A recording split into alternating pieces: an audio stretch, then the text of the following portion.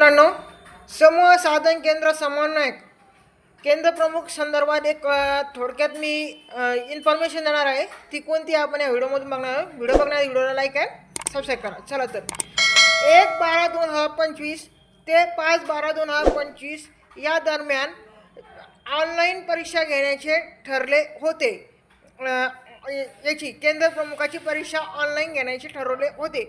मात्र तथापि काही तांत्रिक व प्रशासकीय कारणास्तव ही परीक्षा आता जानेवारी किंवा फेब्रुवारीमध्ये 2026 होईल असे महाराष्ट्र राज्य परिषद पुणे यांनी सांगितलेले आहे. तरी ह्या परीक्षेसाठी ऑनलाईन अर्ज भरण्याची तारीख ही 10/11/2025 देण्यात आली होती.